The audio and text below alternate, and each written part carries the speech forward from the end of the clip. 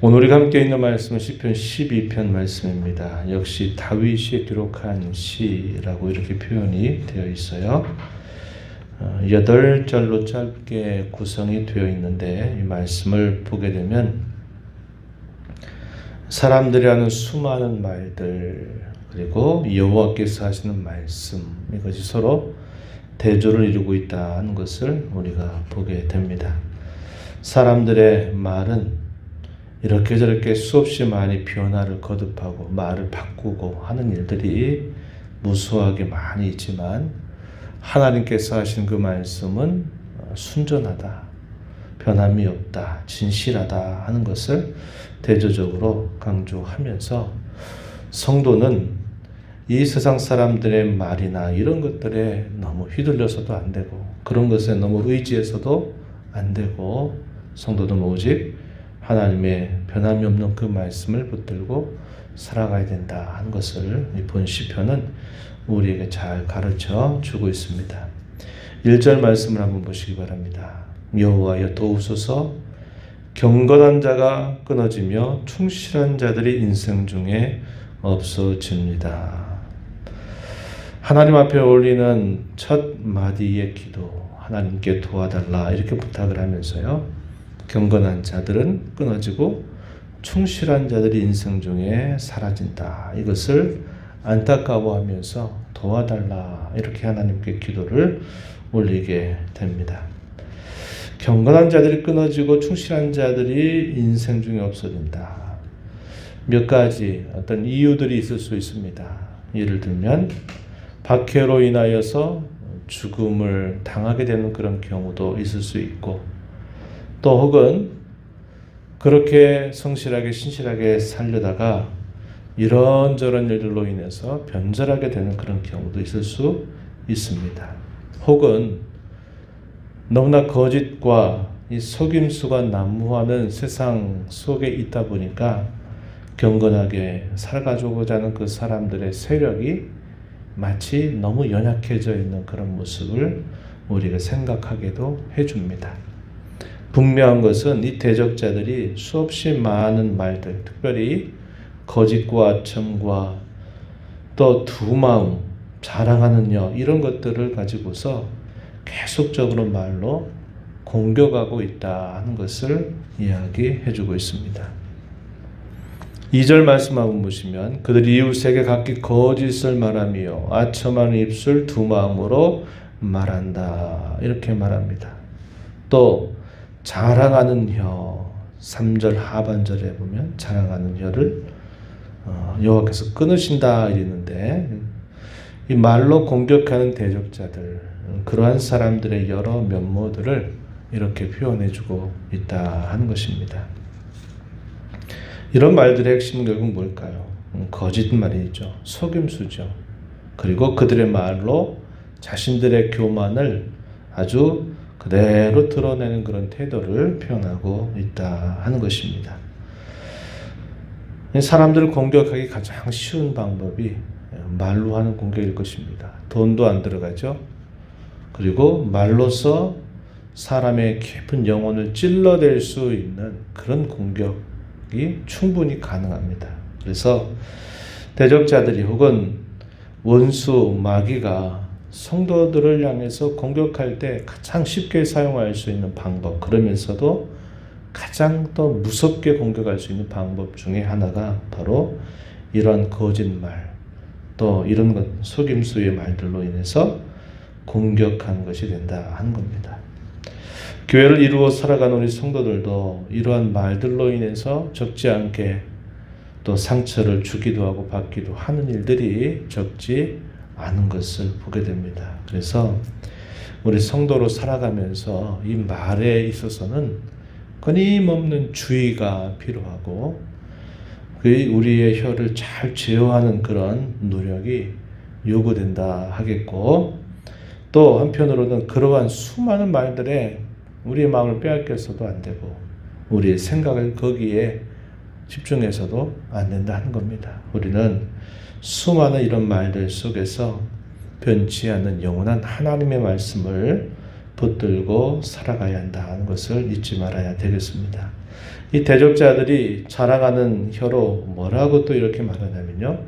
4절 한번 보시기 바랍니다. 4절 말씀에 보면은 그들이 말하기를 우리의 혀가 이기리라 우리 입술은 우리 것이니 우리를 주관할 자 누구리요 함이로다 이렇게 말합니다.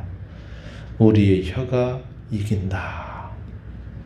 수많은 사람들이 이런 말들로 인해서 쓰러지는 걸 보게 되면 이 말이 맞는 것 같죠? 우리 입술이 우리 것인데 누가 우리를 주관하리요? 내가 말하는 건 내 건데 누가 뭐라고 하겠냐고 하는 것도 사람들이 많이 사용하는 교만한 말이죠. 그것으로 그들이 하나님 앞에서 대단히 자랑하고 교만하는 그런 태도를 취하고 있다 하는 것입니다. 또 8절 끝절 가서 보게 되면은 뭐라고 표현하냐면 비열함이 인생 중에 높임을 받는 때 악인들이 곳곳에서 날뛴다 이렇게 말합니다. 세상살이 속에서 거짓하고 거짓말하고 속이고 하면서 권력에 아첨하고 이런 사람들이 큰 권력을 받고 잘 되는 일들을 보게 되면 악인들이 득세하는 것처럼 보이고 의인들은 그로 인해서 참 어려운 때를 겪게 되는 일들이 있게 되는 것이죠. 바로 이러한 일들이 있다 한 것입니다. 그러한 일들 속에서 다윗은 하나님께서 그들을 심판하실 것이다 라고 분명히 확신 가운데 고백합니다. 3절 말씀 한번 보십시오. 3절에 보면 여호와께서 모든 아첨하는 입술과 자랑하는 혀를 끊으실 것이다 라고 이렇게 분명히 말하고 있습니다. 뿐만 아니라 많은 경건한 사람들과 그 말로 인해서 괴롭힘을 당하는 사람들 5절 말씀에 보면은 가련한 자들 또 궁핍한 자들 이렇게 표현되어 있죠. 이런 대적자들의 말로 인하여 무수한 공격을 받는 중에 어려움 가운데 처해져 있는 하나님의 백성들, 하나님의 사람들 이렇게 표현한 말입니다. 그들을 하나님께서 어떻게 하시겠다고 말합니까? 여호와께서 일어나셔서 그가 원하는 안전한 지대에 두리라 여호와께서 말씀하셨다 이렇게 말합니다. 수많은 거짓된 말과 속임수로 쓰러뜨리고 공격하는 그러한 모습들 속에서 하나님께서 성도에게 주시는 말씀은 내가 일어나서 너희를 안전한 지대에 두겠다 이렇게 하나님께서 말씀하신다고 이야기합니다. 그러면서 그 말씀이 순전하다, 그 말씀이 참되다, 거짓이 없다라는 것을 강조하기 위해서 하나의 비유를 들어요. 6절 말씀에 보면 여호와의 말씀은 순결하다. 마치 흙 도가니에 7번 단련한 은과 같다. 이렇게 비유적으로 설명합니다. 도가니가 뭘까요? 정련하는 것이죠. 불순물을 제거하도록 뜨겁게 불을 지피는 그런 곳입니다. 그걸 통해서 불순물이 섞이지 않도록 단련한 것을 말해요. 그런데 여기 보니까 7번 단련하는 것 같다. 이 말은 완벽하게 불순물을 제거하고 있는 그것을 이렇게 비유적으로 설명해 주고 있다 하는 것이죠. 이것이 우리에게 보여주는 것은 뭐냐면 하나님의 말씀은 결코 거짓됨이 없다.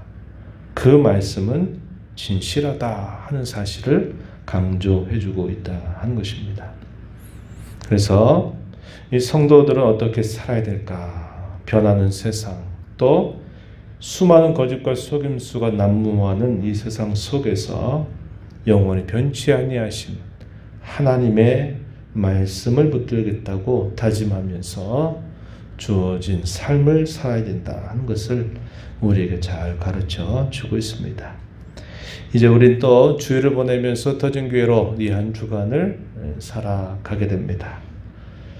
우리가 말을 통해서 범죄하고 실수하지 않도록 우리가 주의하고 하나님의 은혜를 구하는 자세를 가져야 되겠고, 더 나아가서는 수많은 말들로 인하여 우리를 공격하고 우리를 흔들어대는 그런 모든 대적의 공격들로부터 우리가 거기에 마음을 빼앗기고 거기에 흔들리지 말아야 되겠고, 변치 않는 하나님의 말씀, 약속의 말씀을 붙들고서 승리해 나가는 저와 여러분의 삶이 되기를 진심으로 바랍니다. 하나님 아버지 감사합니다.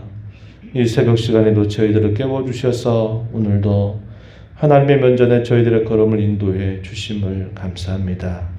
오늘도 앞서 행하시면서 저희에게 하신 이 말씀을 저희 마음에 잘 듣고 마음에 잘 새겨서 저희가 이 땅의 성도로 살아가면서 말로 인하여 실수하고 말로 인하여 범죄하지 않도록 저희들의 입술에 파수꾼을 세워주시기를 바라옵고, 또 수많은 말들로 인하여 저희를 공격해서 흔들어대고 신앙으로부터 쓰러뜨리려고 하는 많은 일들 속에서도 흔들리지 않는, 변함이 없는 순전한 하나님의 거룩한 말씀을 붙들고서 승리하는 저희들의 삶이 되도록 인도해 주시기를 간절히 바라옵나이다. 수많은 말들, 시간이 지나면 다 지나가게 될 것입니다. 그러나 하나님께서 하신 변치 않는 주의 약속의 말씀은 시간이 지나면 그것이 참되다는 것을 선명하게 드러내실 것입니다. 이러한 말씀을 붙들고 살아가는 저희 모두가 되게 하여 주옵소서. 은혜의 보좌 앞에 나와 아버지 은혜를 구하는 모든 심령들의 간구를 귀비려 주시고 응답하여 주시기를 바라며 예수님 이름으로 기도하옵나이다. 아멘.